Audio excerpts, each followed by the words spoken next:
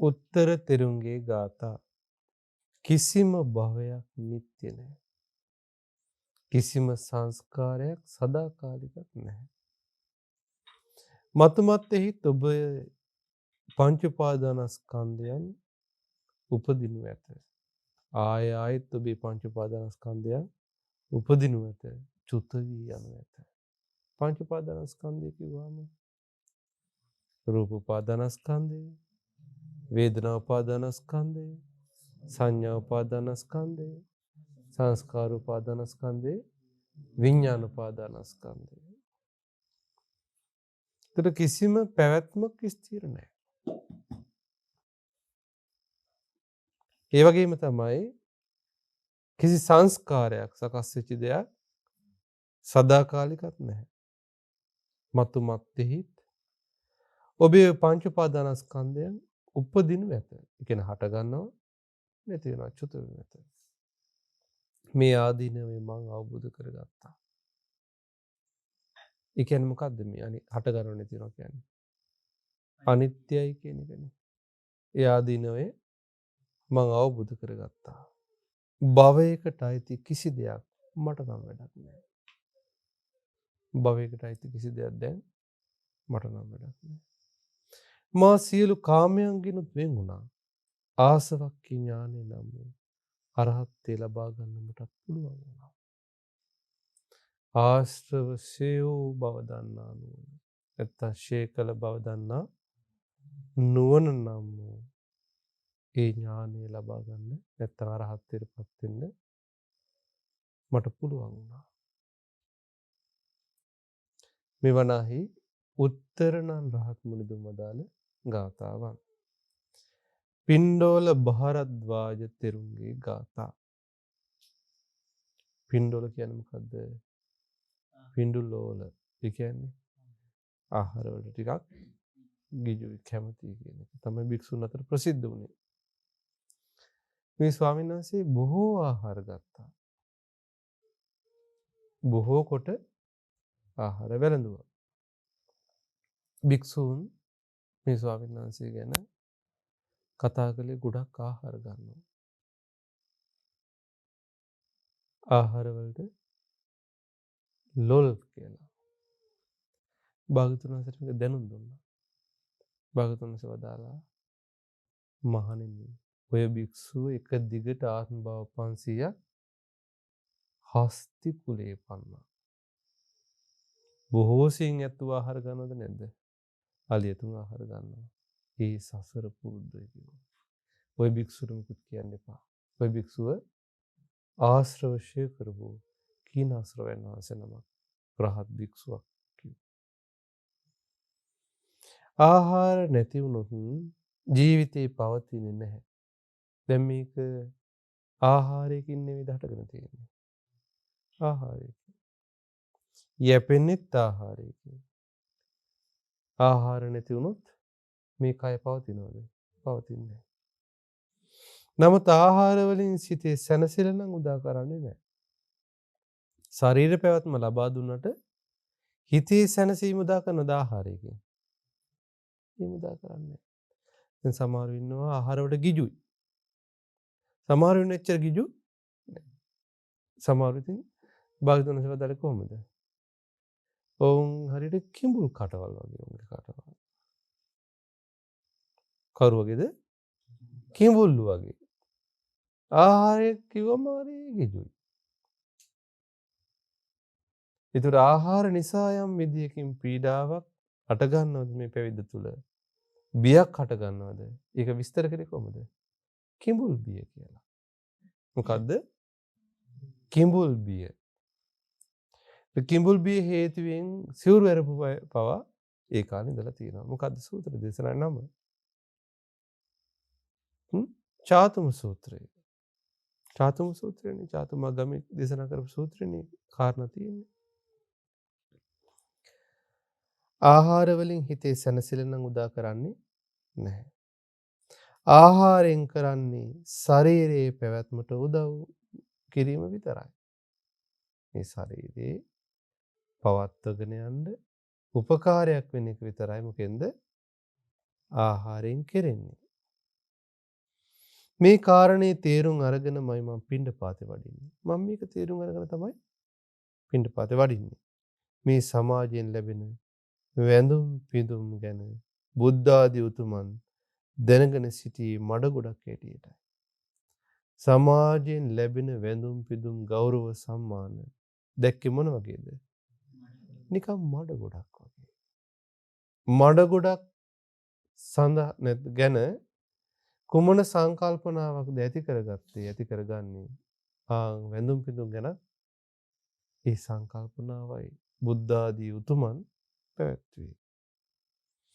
ඉතින් යමෙක් වන්දනා කරේ නැහැ, පුද සත්කාර කරේ නැහැ කියලා හිතේ ශෝකයක් තැවුලක් හට ගන්න ගත්තොත් ධර්මයට අනුව බලද්දි මොකක් නැහැ කියලාද? අනේ මඩ ටිකක් නැහැ කියලා මඩ ගොඩක් නැහැ කියලා ශෝකයක් තැවුලක් උපයද්ද ගත්තා වගේ.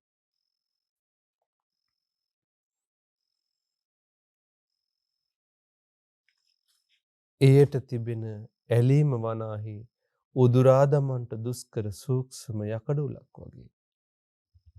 අසත්පුරුෂයාට මේ ලාභ සත්කාර නම් අතහරින්න බෑ. මේ ලාභ සත්කාර වලට වන්දනමාන වලට තියෙන ඇල්ම උදුරා දමන්න අපහසු සියුම්ව බැහැපු යකඩුලක් වගේ. සත්පුරුෂයා නමුත් මේ සියුම්ව බැහැපු යකඩුල ගැන පරීක්ෂා කර ඒක උදුරලා දානවා වගේ. ලාභ සත්කාරයන්ට තියෙන ඇල්ම දුරු කරලා දානවා. හැබැයි අසත්පුරුෂයාට මේක කරන එක පහසු නෑ. අසත්පුරුෂයා මේ ක්‍රියාවේ දෙන්නේ නැහැ. උල ඇනුනට පස්සේ යාට ඒක නිදහස් වෙන්න විදිහක් නෑ. මොකක් නිසාද? එයා තුළ ඇති අසත් ධර්මය නිසා.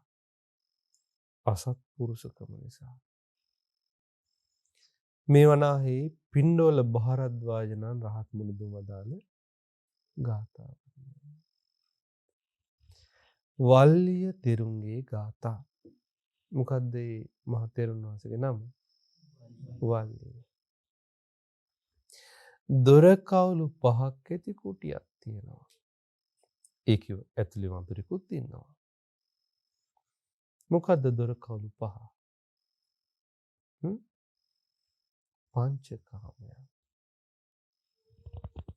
ඒකේ වඳුරෙක් ඉන්නවා. ඉතින් ඒ වඳුරා ඒ දොරින් එහාට මෙහාට ඉබිකම් කර බාහිර ලෝකෙත් එක්ක එකතු වෙනවා.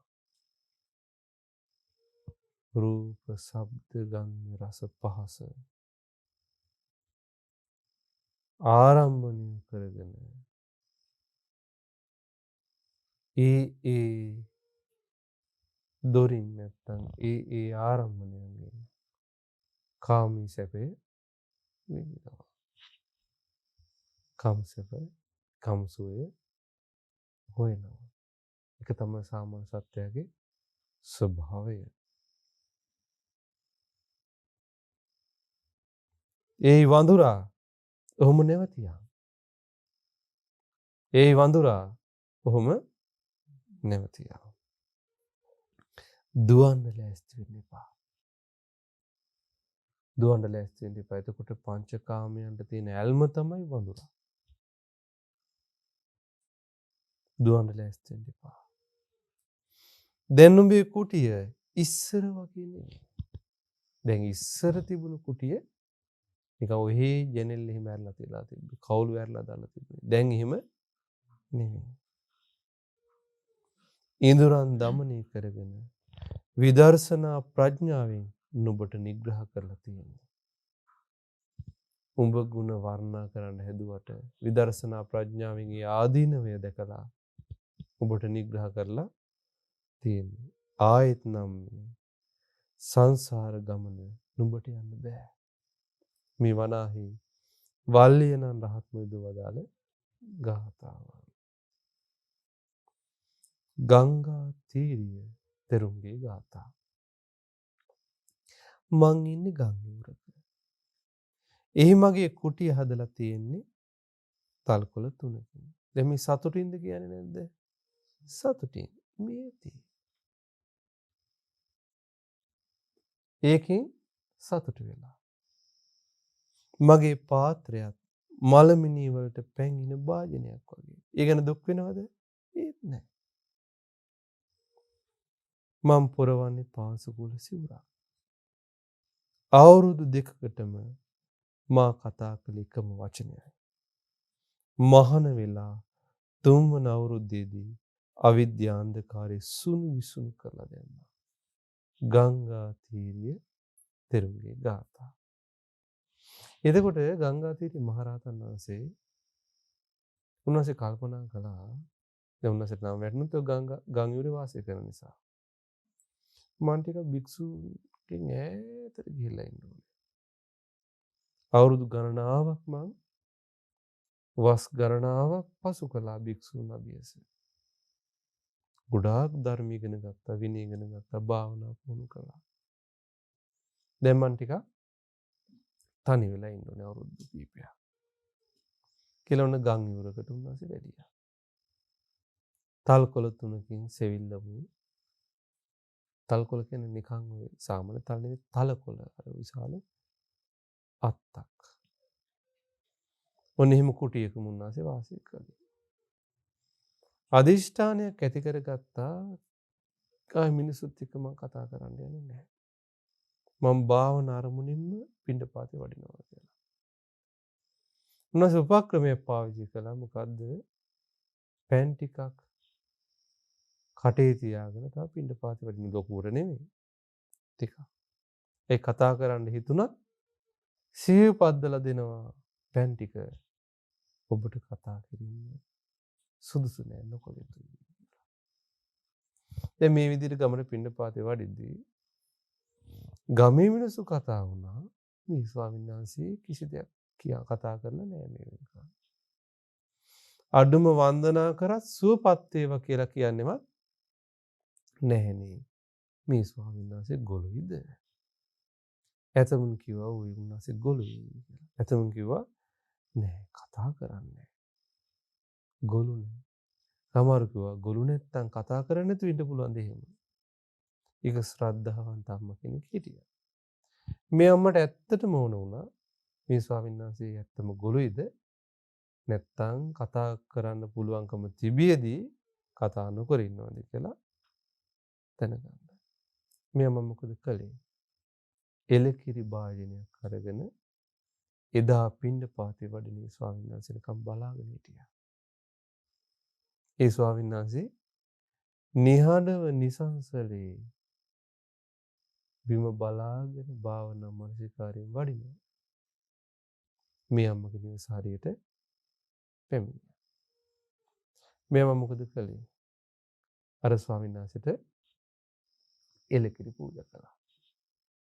ස්වාමීන් වහන්සේ පාත්‍රේ දිගු කරගෙන ඉන්නවා.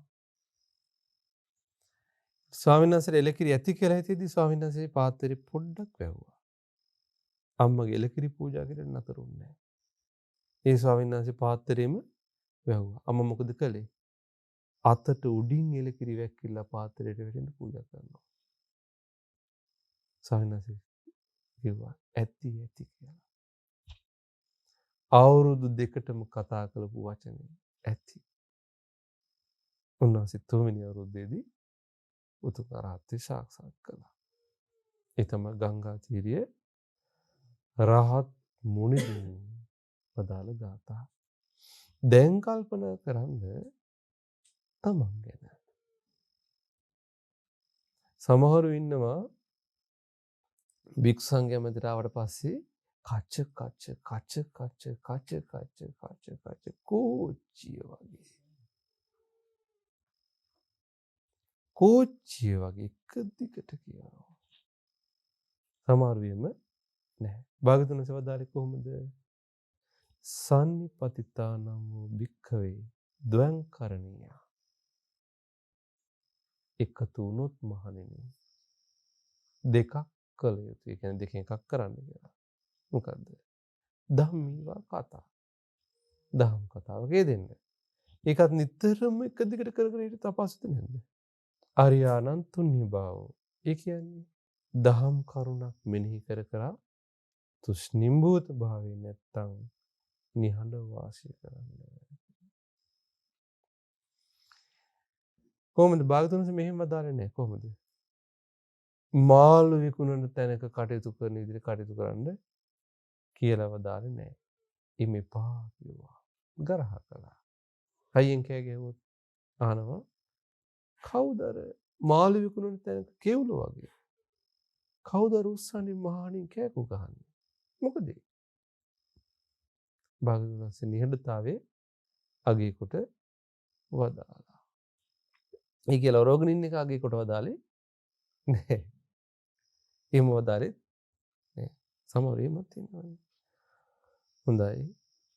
එහෙමනම් මේ රහතන් වහන්සේලාගේ මේ අදහස් උතුම් අදහස් මේ විදිහට හිතේ පිහිටුවගෙන උන්වහන්සේලා කටයුතු කරපු විදිහට කටයුතු කරමින් ඒ උතුම් අරහත්ත්වයම සාක්ෂාත් කරගන්න හැම දිනකට ශක්තිය ධෛර්ය වාසනාව උදා වේවා.